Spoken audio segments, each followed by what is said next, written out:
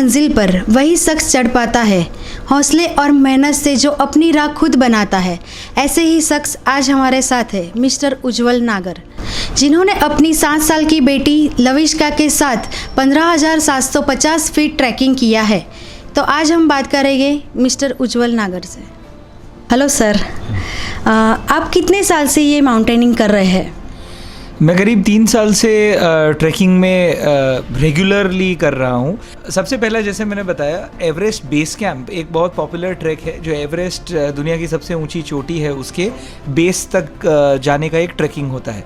तो वो हमने किया था, वो मैंने किया। उसके बाद मैं कंटिन्यूसली रनिंग में भी बहुत इन्वॉल्व रहता हूँ, मैराथन्स वगैरह भागता हूँ। डे ट्रैक्स किए हैं हमने पुणे में, बहुत सारे फोर्ट के ट्रैक्स होते हैं, 1-2 दिन के ट्रैक्स, वो मैंने किया है। गोवा का एक दूध सागर का ट्रैक होता है, वो मैंने किया है। तो इस तरीके से ट्रैकिंग की शुरुआत करी, छोटे ट्रैक से। एवरेस्ट बेस कैंप एक बड़ा ट्रैक किया, और फिर लविष्का के लिए हमने रूपकुंड का ये ट्रैक फाइनली हमने डिसाइड किया था जनवरी में, कि हम ये जून में जब उसकी वेकेशन होगी तब हम करेंगे। इससे पहले लविष्का को साथ में ले जाने की कभी सोची थी आपने? लविष्का को ऐसे ट्रैवल के वक्त हम लोग साथ में लेके ही जाते थे। वो बहुत इजी किड है हैंडल करने के लिए, आसानी से। उसको ज़्यादा प्रेफरेंस नहीं है कि मैं यही खाऊंगी या वो खाऊंगी, वो सब में कोऑपरेट करती है। मेनली ये सोचना इस तब से शुरू किया जब वो एथलेटिक्स में, स्पोर्ट्स में रेगुलरली भाग लेती थी। तो तब मैंने ये सोचा कि क्यों ना उसको ट्रैकिंग का भी एक एक्सपोजर दिया जाए और देखते हैं कि वो कैसा करती है। तो कोई और बहुत बड़ा ट्रैक करें उससे पहले हमने सोचा कि उसको रूपकुंड का एक ट्रैक, जो एक मीडियम से थोड़ा ज़्यादा ऊंचाई का होता है, देखने के लिए कि वो एल्टीट्यूड को कैसे हैंडल करती है। पर उसने बहुत अच्छा हैंडल किया, और अब मेरी इच्छा ये है कि मेरे सारे ट्रैक्स में वो साथ में रहे, और आगे जाके अगर उसका इंटरेस्ट है तो खुद भी आगे जाए। नमस्ते दोस्तों, श्री उज्जवल नागर किसी काम से पुणे गए हैं, तो आज हमारे साथ है उनकी बेटी लविष्का और ज्योति नागर। सबसे पहले मुझे ये बताइए कि जब उज्जवल जी ने आपको बताया कि लविष्का को साथ ले जाने की विचार है, तो आपके दिमाग में क्या ख्याल आया? लविष्का वैसे तो 3 साल की थी तब से एथलेटिक्स की ट्रेनिंग कर रही है। जब वो 4 साल की थी तब उसने उसका फर्स्ट ट्रैक किया था। उसके बाद भी उसने काफ़ी सारे छोटे ट्रैक किए थे। लेकिन जब मुझे रूपकुंड के बारे में बताया तो मुझे बहुत डर लगा, क्योंकि पहली चीज़ कि वो ट्रैक उत्तराखंड में है, जहाँ का मौसम की कोई कुछ भरोसा नहीं होता है, कभी भी कुछ भी वहाँ पर चेंज हो सकता है। तो ट्रेनिंग आप कितनी भी करवा सकते हैं बच्चे को, उसकी फ़िटनेस पे आप ध्यान दे सकते हैं, लेकिन मौसम एक ऐसी चीज़ है जिस पे आपका कोई बस नहीं चलता। तो उस वजह से मुझे बहुत डर लगा। उसके अलावा वो 1-2 दिन के ट्रैक्स उसने किए हैं, लेकिन ये ट्रैक काफ़ी बड़ा था, 9 दिन का।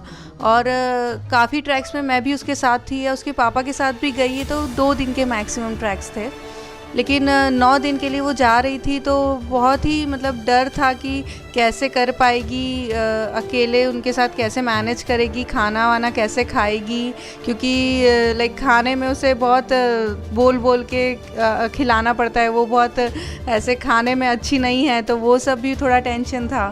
पर उसकी ट्रेनिंग पे मुझे थोड़ा भरोसा था, क्योंकि उज्जवल ने ऐसा नहीं कि जस्ट सोचा और ले गए, उसके लिए उसे बहुत ट्रेन किया, उसे बहुत सारे ट्रैक्स करवाए, उसे वॉक जॉग हर चीज़ की बहुत ट्रेनिंग दी। उसके बाद वो लेके गए, तो उस पॉइंट ऑफ व्यू से मुझे डर नहीं था कि वो चढ़ पाएगी कि नहीं इतना।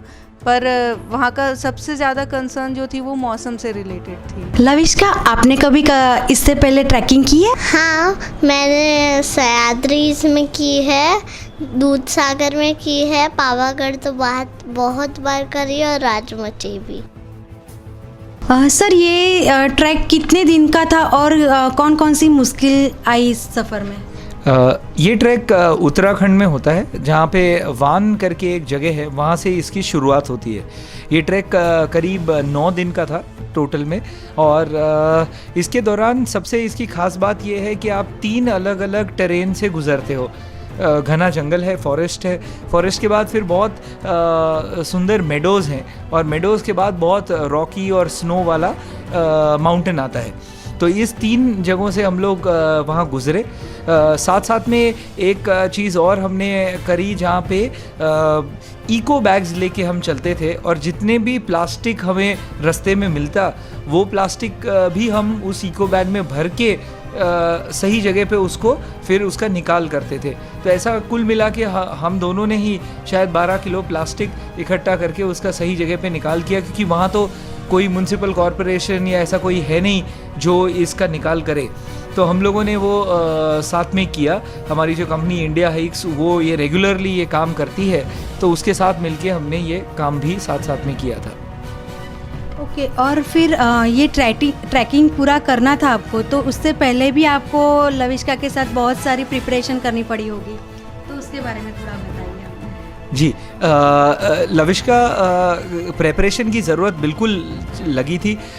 एक तो थी फिज़िकल प्रेपरेशन, फिर थी बाकी एल्टीट्यूड और वो ठंड की प्रेपरेशन। फिज़िकल प्रेपरेशन में लविष्का ऑलमोस्ट हर रोज़ 2 घंटे स्पोर्ट्स में जाती है, रनिंग करती है। 3 से 4 किलोमीटर का रनिंग उसका रोज़ होता है। और उसके साथ साथ फिर हमने कुछ डे ट्रैक्स उसके साथ भी करे। हमने जैसे मैं आपको बता रहा था कि पुणे में सह्याद्रीज के जितने भी माउंटेन्स हैं और फोर्ट्स हैं उसमें हमने डे ट्रैक्स किए काफ़ी सारे। तब उसको क्या मुश्किलें आ सकती है, क्या क्या मुझे प्रिपेयर करना पड़ेगा, उसके ऊपर हमने फोकस किया। दूसरा था ठंड का प्रेपरेशन, जहाँ पे जितना भी इंस्ट्रूमेंट्स थे वो सही होने ज़रूरी है, गियर ज़रूरी है। जैसे जैकेट, डाउन जैकेट्स की ज़रूरत होती है और उसके साइज़ के उतने कोल्ड टेम्परेचर को -डिग्री में टेम्परेचर होता है, उसके टेम्परेचर के लिए जो जैकेट्स हैं वो हमने यूरोप से फिर मंगवाए। और उसके साइज़ के ट्रैकिंग बूट्स भी जो स्पेशल आते हैं वो हमने यूरोप से मंगवाए। लविष्का, आपने इतना बड़ा पहाड़ चढ़ने की प्रैक्टिस कैसे की? मैं तो 3 साल से ही मैं वो स्पोर्ट्स कॉम्प्लेक्स जा रही थी और 4 वीक्स का एक चार्ट भी भेजा था, उसको फॉलो कर रही थी। तो वही जैसे बताया था कि लविष्का 3 साल की थी तब से वो ट्रेनिंग कर रही है एथलेटिक्स में। यहाँ पर जाने के लिए स्पेसिफिकली वो छोटे छोटे उसने 3-4 ट्रैक किए, लाइक विसापुर गई, राजमच्छी गई, पावागढ़ तो वो हर हफ्ते जाती थी। उसके अलावा वो 10 किलोमीटर की वॉक करती थी। एक टाइम लिमिट होती थी कि आपको 20 मिनट्स में 5 किलोमीटर्स भागना है, या वो सारे टारगेट्स पूरे किए। उसके अलावा जो इंडिया हाइक्स कंपनी थी जिसके थ्रू ये लोग गए थे ट्रैकिंग पे, उन्होंने भी एक चार्ट भेजा था फॉर 1 मंथ, और वो 1 मंथ आपको रोज़ कुछ ना कुछ करना था। लाइक कभी स्टेयर्स करनी थी 20 मिनट्स, या कभी रनिंग था, वॉकिंग था। तो वो पूरा चार्ट भी उसने फॉलो किया। उसके बाद वो गई, तो लाइक बहुत अच्छे से प्रिपेयर होकर गई थी वो फिज़िकली। ज्योति जी, जब उज्जवल जी और लविष्का दोनों चले गए तो उन दोनों के बारे में आप क्या सोचती रहती थी? पूरा दिन डर ही लगा रहता था, क्योंकि उस समय टीवी पर सिर्फ उत्तराखंड की ही न्यूज़ आती थी कि वहाँ पर लाइक लैंडस्लाइड हुआ है, बहुत बारिश हुई है, ये सब को लेकर बहुत चिंता होती थी। बाकी ऐसा उन्हें बोलकर ही भेजा था, तो वो कुछ भी मैनेज करके, लाइक नेटवर्क प्रॉब्लम होती थी तो वो खुद जब तक कॉल कर पाते थे खुद करते थे। अदरवाइज़ वो जो बेस कैंप था वहाँ पर किसी को मैसेज देते थे, वो हमें कॉल करके बताते थे कि सब ठीक चल रहा है। लेकिन लास्ट के 2 दिन तो ऐसा था कि हमें कोई कॉल ही नहीं था, और हमें पहले बता दिया था कि वो 2 दिन वो कॉल नहीं कर पाएंगे। तो उसमें तो बहुत टेंशन था कि वो क्या कर रही होगी, चढ़ पाएगी या नहीं, क्योंकि लास्ट के 2 दिन ही ऐसा था कि हाइट बहुत ज़्यादा थी, स्नो था, और इतनी ठंडी में वो कभी गई नहीं है। तो बहुत टेंशन होती थी। लाइक उनका कॉल का ही हम इंतज़ार करते रहते थे कि एक बार पता चल जाए कि सब ठीक है। लविष्का, पहाड़ चढ़ते चढ़ते पहाड़ को क्लीन करने का विचार सबसे पहले किसको आया? जब उधर पहुँचे तब हमको पता नहीं था ये सब भी होने वाला है, इसलिए पहले हमारे कंपनी ने हमको बताया ये सब पूरा एक्सप्लेनेशन, क्योंकि एक टाइम था थोड़ा सा डिनर से पहले ही हमको ये पूरा एक्सप्लेनेशन का। तो हमने बहुत सारा वेस्ट कलेक्ट करा था, तो 12 kg जितना ही तो उससे इको पिलोज बनाए थे, वो भी है। पर उससे पहले हमको एक इको बैग दिया था जिसको हम वेस्ट पर डाल सकते हैं और ऐसे चल सकते हैं। फिर जैसे ही कचरा दिखे उठाओ, इको बैग खोलो, उसके अंदर डालो, बंद करो और आगे चलो। इंडिया एक्स करके कंपनी थी जिसके थ्रू ये लोग इस ट्रैक पे गए थे।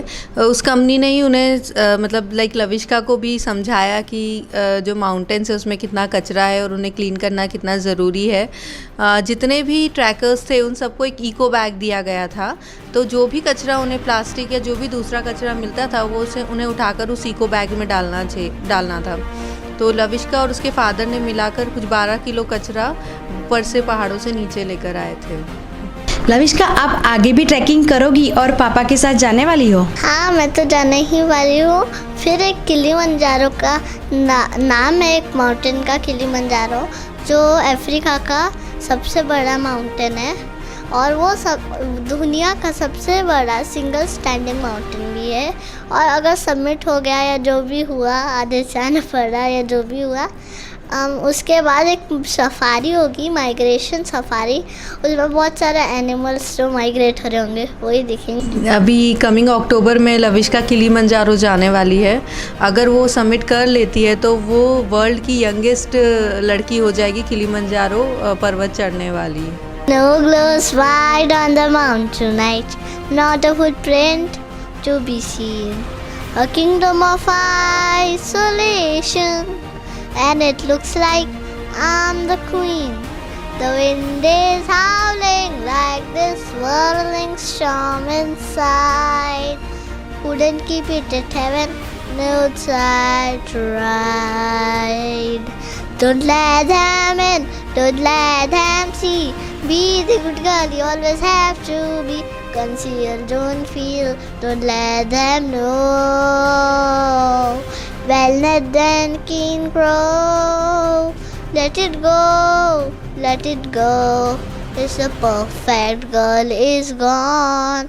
Let it go, let it go. Till I slam the door. I don't care. Lavishka कहती है कि कर दिखाओ कुछ ऐसा कि दुनिया करना चाहे आपके जैसा।